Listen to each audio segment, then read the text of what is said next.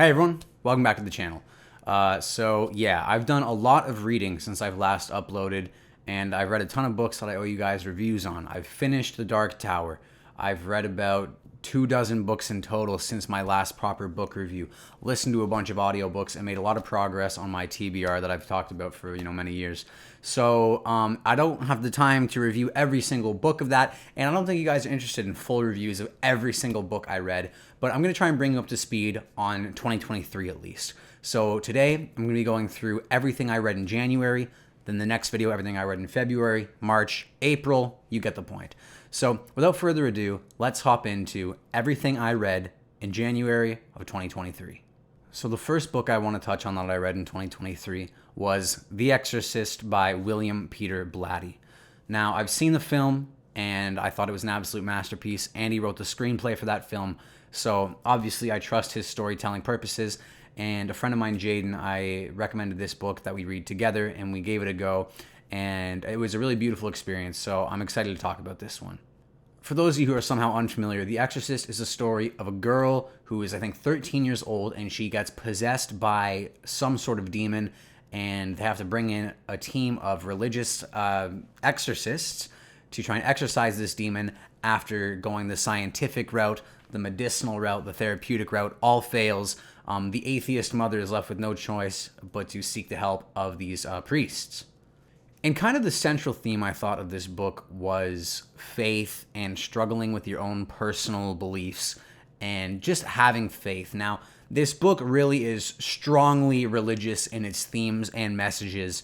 And as an atheist person, I didn't expect it to resonate with me as much as it did. Now, before I touch on that, I kind of want to talk about just the kind of the first act of the book is really quite brilliant because it's an atheist POV.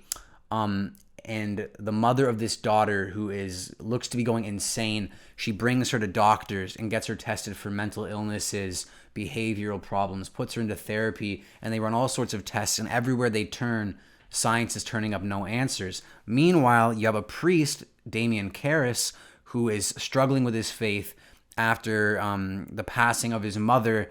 He's sort of doubting his belief in God and doubting his life's commitment to God. And it is through getting in touch with this family and realizing that, the power of Satan is looming strong. It's only, the goodness of people that stand between Satan and evil taking over the world and, fighting for yourself. And from the religious perspective, fighting on behalf of God to keep goodness in the world, to save this little girl. I thought that was really powerful. And, you could make the argument, I'm sure, that this is a little bit of like religious propaganda, because the theme is guy seeks God who's losing his faith, and it saves this girl. But not only that, I guess he kind of seeks faith in himself and his own abilities to perform the exorcism, which he really struggles with and he's really unsure about. Because at first he doesn't even want to do it, and I apologize I'm into light sort of spoilers, but everyone's seen the film, everyone knows the story that an exorcist is eventually performed on this girl, but everyone sort of knows that, so I think it's okay. But even Karras does not want to perform this exorcism. He doesn't think it's necessary. He doesn't even know if he believes she's possessed, and it's only when he really sees it and does the deep study and says, okay, I not only do I think I can do this, but I have to do this for this child. I thought that was a brilliant message, and it just really stuck with me. It spoke to me deeply, and the only sort of negatives are some scenes are quite repetitive. A team of scientists, neurologists, therapists, whoever come in to talk to Reagan, and she says some sort of obscenities and goes all crazy, and then we just sort of see that, but with different types of people. And it's not until the third act does this book really become what you're expecting and what you know. And I thought it was brilliant. I really thought it was amazing. So I'm going to give The Exorcist a 9 out of 10, and I cannot recommend it enough. In the same genre of horror, we're going to a true story, a nonfiction book, The Amityville Horror, which is the accounting of the Anson family's move to a house on Ocean Avenue in Amityville, New York. And the house is plagued by ghosts and hauntings and just kind of their descent into kind of a living hell in their dream home. Now, I'm not someone who believes in ghosts, demons, or anything spiritual or supernatural, but the reason I read this book is because I thought, well, why not give it a go and see what these people have to say? This book is very famous, very sort of a big talking point in the paranormal community. And I listened to the audiobooks. I had a few drives to make, and I could do it in said drive. So I thought, oh, what's the harm? Give it a go. And I thought it was quite interesting. It was quite actually scary at points. But more importantly, it had kind of a story to it of this house getting just terrorized that this family is trying to live in, and also another priest trying to help them, and negative things are happening in his life in correlation with the house on Ocean Avenue. The nonfiction prose were fine. I don't really know how to gauge prose and verbiage and word choice on a nonfiction book, but it did a good enough job to grip me and keep me invested. The narrator was fine. And I really enjoyed the book, and I thought it was quite interesting and quite scary to think that, wow, this actually happened. But then, folks, I finished the book and thought, I got to do more research on this because this is crazy. And it turns out like 86% of it got debunked. So what a waste of my time. I read this, I really tried to give it a chance, and then I Googled it and I researched it, and it's like such and such didn't actually happen. And it's stuff that is factually disputable, such as the bar that this guy says he went to and the person he talked to. This doesn't exist. This person doesn't. And it's not just a case of name changing. There's like actual historical impossibilities within the book. So that really ticked me right off. And then it turned out like everyone who lived in Ocean Avenue after had no paranormal experiences, no issues at all. But the thing is, this house was the site of a quadruple homicide. A whole family got murdered there. So it was a gripping enough story, but really, really disappointing when I researched it a bit more. And I thought, I really tried to go into this with some good faith, and it ended up being a big waste of time because so much of it turned out to be untrue. But so after that, taking into consideration, I got to give it like a 4.3. The story was good. It was cool, but it's just, I couldn't recommend it to someone knowing like you are wasting your time because so much of this, not even the supernatural stuff, just the historical reporting is so inaccurate and so bad. I read a lot of horror this month because the next thing I read was a novella by Stephen King called You Are, this was a fun little story. It's very simple. It was an e-reader exclusive, and it's meant to be read on an e-reader, which is really cool because it's about a man who gets an e-reader, and the reader can tap into stories and novels that don't exist. Novels by all these famous authors that shouldn't exist, yet here we are. An undiscovered novel by Herman Melville. A Vladimir Nabokov novel that doesn't exist. I don't know if those are the actual authors, but I'm just giving my examples. But it's a guy who discovers that his e-reader can tap into parallel worlds and other sort of dimensions.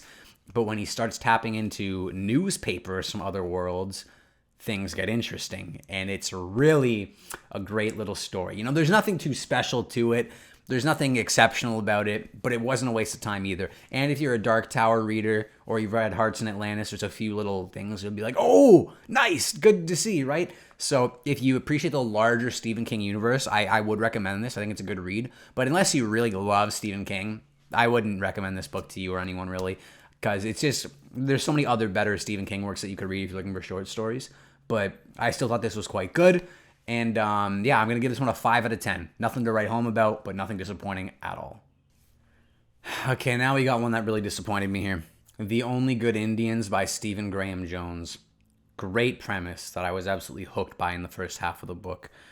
A group of Native American men are being haunted or stalked or I don't even know how to describe it.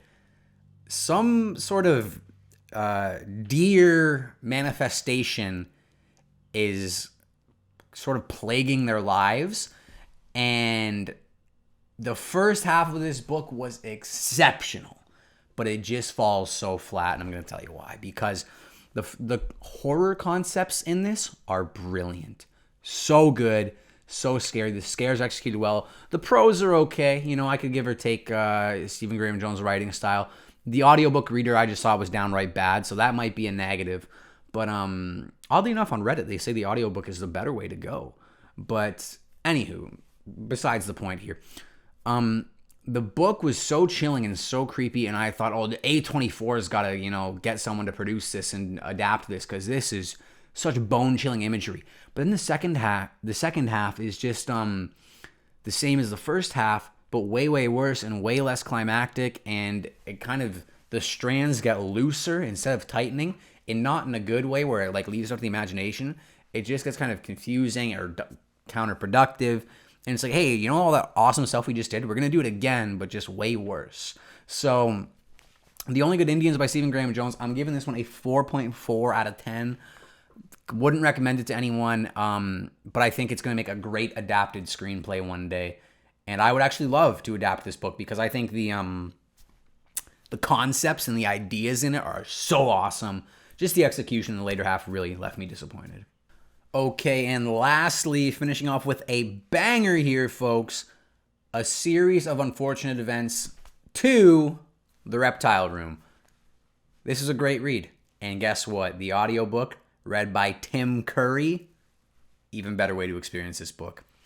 If you guys aren't familiar with Series of Unfortunate Events, a duo of orphan twins and their little sister. I actually don't know if they're twins. Two orphan siblings and then their baby sister. Their parents die in a suspicious fire, and their evil uncle Olaf, who's a distant relative, is desperately trying to gain custody of them so he can inherit the family riches by killing them off.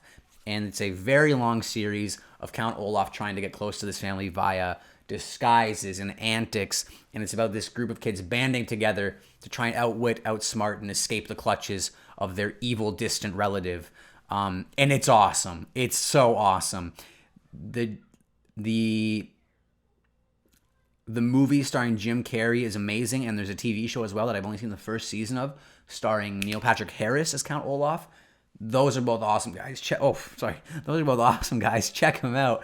But the book I thought was so fun. It was not as good as the first book, though, which kind of disappointed me a bit. This one is really great. They go to their Uncle Monty's house, who's an amazing, lovable guy who's a reptile collector and kind of an explorer, almost like an Indiana Jones, Steve Irwin crossbreed character. And life is good with him. And oh, my backlighting went out there. Damn it. Life is good with Uncle Monty. But Count Olaf tries to come into the picture, as you'd expect. And the issue with this one I found is that the kids working to defeat Olaf wasn't as actively involved, and it was kind of the same issue I had with Harry Potter and the Chamber of Secrets, which is a way worse book. But my issue in Chamber of Secrets was that the kids didn't really do much this time around. They just sort of watched it all happen around them, whereas in the first one, Harry Potter and Series of Unfortunate Events, the kids were actively involved in stopping what's going on around them, and you see their wits. And I like that a bit more when the kids, and especially the readers, the children reading it, feel like I could do this. I'm part of it. I'm part of the journey, part of the experience, right? So I did sort of miss that element. It wasn't as good as the first one. But The Reptile Room, I still recommend. Really enjoyed it. I'm going to give this one like a 6.8 out of 10, guys. I thought it was great. Oh, and some of the stuff I couldn't believe Count Olaf was saying. This is quite mature for a kid's book. He's threatening to kill them violently, and says stuff like, if you tell your Uncle Monty, I will slit your throat, Violet. And she's like a 13-year-old girl. Like, I couldn't believe some of the language in this.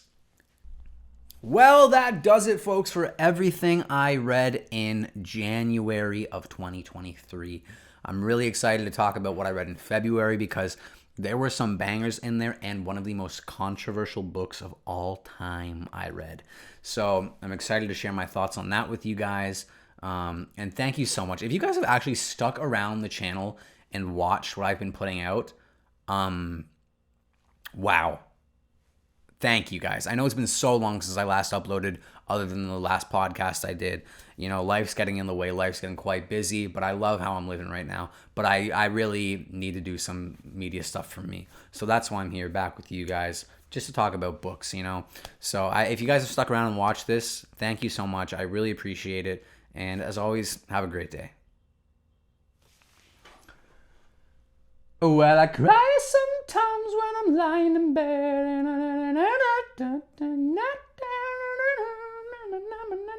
What's going on? I said,